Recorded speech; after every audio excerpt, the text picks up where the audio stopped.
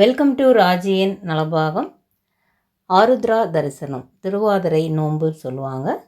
திருவாதிரை அந்த நோன்புக்காக திருவாதிரை ரொட்டி தாங்க இந்த பலகாரம். ரொம்ப ஸ்பெஷல். இது மாங்கல்ய நோன்பு, மாங்கல்ய விரதம் கூட சொல்லுவாங்க. இந்த ரொட்டி அன்னைக்கு தான் செய்வாங்க. இதுவே நான் வீடியோக்காக ரொம்ப பயந்து செஞ்சேன். நல்லாவே வந்துருந்துச்சு. இப்போ நான் பச்சரிசி மாவு 1/2 கிலோ எடுத்திருக்கேங்க, 500 கிராம்.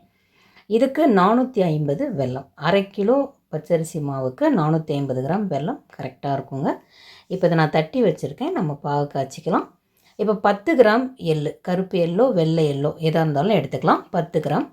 20 ஏலக்காய், இல்லை நல்லா 1/2 டீஸ்பூன் ஏலக்காய் பொடி அப்படி எடுத்துக்கலாம். இப்போ இது 20 ஏலக்காய் எண்ணி வச்சுருக்கேங்க.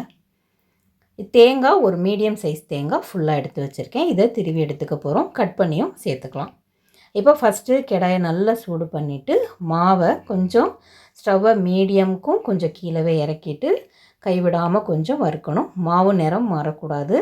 இப்போ நீங்கள் ஃபஸ்ட்டு ஸ்டார்டிங்கில் மாவு கிளறும் போது பார்த்திங்கன்னா கொஞ்சம் இறுக்கமாக இருக்க மாதிரி இருக்கும். அதுக்கப்புறம் அப்படியே லேசாக மணல் மாதிரி வரும்.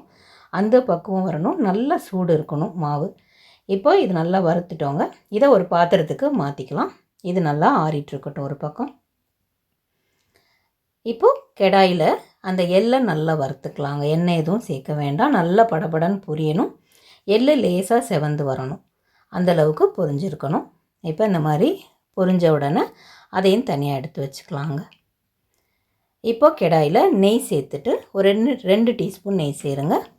அதில் இந்த தேங்காய் திருகி வச்சுருக்கேன் நான். இதை நம்ம பல்லாக கட் பண்ணியும் சேர்த்துக்கலாம், இல்லை இந்த மாதிரி திருகியும் சேர்த்துக்கலாங்க. ரொம்ப நைஸாக இல்லாமல் ஓரளவு நம்ம மென்று சாப்பிட்ற அளவு இருக்கணும். அதோடு இந்த ஏலக்காய் பொடியும் சேர்த்துக்கலாம். இதை நான் நல்லா தோல் எடுத்துகிட்டு நல்லா நுணுக்கி சேர்த்துருக்கேங்க ஏலக்காய். இந்த தேங்காயோடையே சேர்த்து நல்லா வதக்கிக்கலாம். ஸ்டவ்வு சிம்மில் இருக்கணுங்க. இப்போ தேங்காய் ஏலக்காய் வதங்கினதும் ஸ்டவ் ஆஃப் பண்ணிடலாம். இது எல்லாமே அப்படியே தனித்தனியாக இருக்கட்டும். இப்போ 2 டம்ளர் தண்ணி சேர்த்துக்கிறேங்க. இந்த 450 கிராம் வெல்லத்துக்கு 2 டம்ளர் தண்ணி கரெக்டாக இருக்கும். ஏன்னா ஒவ்வொரு மாவு நல்லா உப்பரியாகி வரும், ஒவ்வொரு மாவு கொஞ்சம் தண்ணி கம்மியாக கூட இழுக்கும். அதுக்காக இருந்தாலும் 2 டம்ளர் தண்ணி சேர்த்துக்கங்க. நம்ம ஊற்றும் போது நம்ம கொஞ்சம் கொஞ்சமாக கிளறிக்கலாம். இதுக்கு பாகுபதம் எதுவும் தேவைப்படாதுங்க.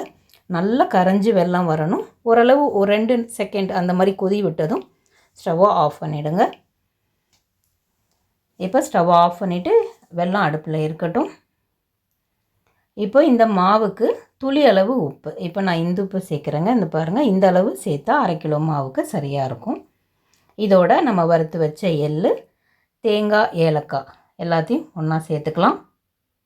இது எல்லாத்தையும் ஒன்றா அப்படியே கலந்து விட்டுறலாங்க. மாவோட ஒன்றா மிக்ஸ் பண்ணி விட்டுறலாம்.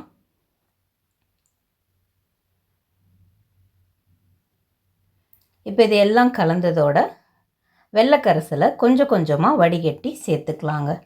நல்லா அந்த சூட்டோடையே மாவில் ஊற்றி கிளறணும். கை வைக்காதீங்க, கொஞ்சம் கொஞ்சமாக சேர்த்துக்கங்க. ஏன்னா ஒவ்வொரு மாவு நல்லா உப்பரியாகும், ஒவ்வொரு மாவு இலகுவாக இருக்குது. அதனால் கொஞ்சம் கொஞ்சமாக வெள்ளை தண்ணியை கரைச்சி சேர்த்துக்கங்க. நல்லா கொஞ்சம் கரண்டியை வச்சு அந்த மாவில் அழுத்தி பிணைஞ்சு கொடுங்க. இப்போ இந்த மாதிரி பாருங்கள், கொஞ்சம் உதிர மாதிரி இருக்குது. அப்படி இருக்கக்கூடாது, நல்ல மாவு ஒட்டி வரணும். இப்போ இதுக்கு 2 டம்ளர் தண்ணி எனக்கு மாவுக்கு சரியாக இருந்தது. இதில் கொஞ்சம் கூடவும் மிச்சமாகலாம், இல்லை கொஞ்சம் கூடவும் இருக்கலாம். இல்லை உங்களுக்கு அப்படி எக்ஸஸாக தேவைப்பட்டால் ஒரு 1/2 டம்ளர் சுடு தண்ணி மட்டும் வச்சு சேர்த்துக்கங்க. திருப்பியும் வெல்லம் தேவையில்லை. இப்போ இங்கே பாருங்கள், இந்த மாதிரி உருட்டி பார்த்திங்கன்னா கையில் ஒட்டாமல் இருக்கணும் மாவு. இது கரெக்டான பதம். இப்போ மாவு எல்லாத்தையும் கொஞ்சம் கை சூடு பொறுக்கிற அளவுக்கு நெய் கொஞ்சம் சேர்த்துட்டு எல்லாத்தையும் ஒன்று சேர்த்து மாவை பிணைஞ்சு அப்படியே அமுக்கி விட்டு வச்சிடலாங்க. கொஞ்சம் சூடு இருக்குங்க, கொஞ்சம் பார்த்து பொறுமையாக சூடு இருக்கிற கை பொறுக்கிற அளவு மெதுவாக அப்படியே எல்லாத்தையும் ஒன்று சேர்த்து அப்படியே அமுக்கிட்டு மூடி வச்சுடுங்க. ஒரு 1 மணி நேரம் அப்படியே விட்டுறணுங்க. 1 மணி நேரம் ஆனதுக்கு பிறகு எடுத்திங்கன்னா நல்லாவே மாவு ஆறி இருக்கும். அந்த வெல்லம் எல்லாமே மாவோட ஒன்றா கலந்து இனிப்பு நல்லா சமமாக ஊறி இருக்கும்.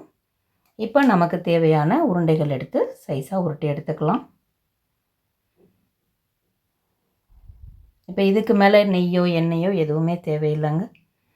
இப்போ நம்ம இலையில் தட்டும் போது மட்டும் நெய் கொஞ்சம் போட்டுட்டு தடவி விட்டுட்டு இந்த மாதிரி உருண்டைகள் எடுத்து மேலே இலை மேலே வச்சுக்கலாம். நான் டைரெக்டாக தோசைக்கல்லையும் கூட தடவலாம். இல்லை கை சுடும் அப்படின்னு நினைக்கிறவங்க இந்த மாதிரி இலையில் பரப்பிட்டு கூட அதை கல்லில் போட்டு எடுத்துக்கலாம். இப்போ நமக்கு தேவையான சைஸில் நல்லா தடவி இந்த ஓரமெல்லாம் அப்படியே அமர்த்தி கொடுத்துருங்க. விரிசல் இல்லாமல் வரும் அப்போ தான்.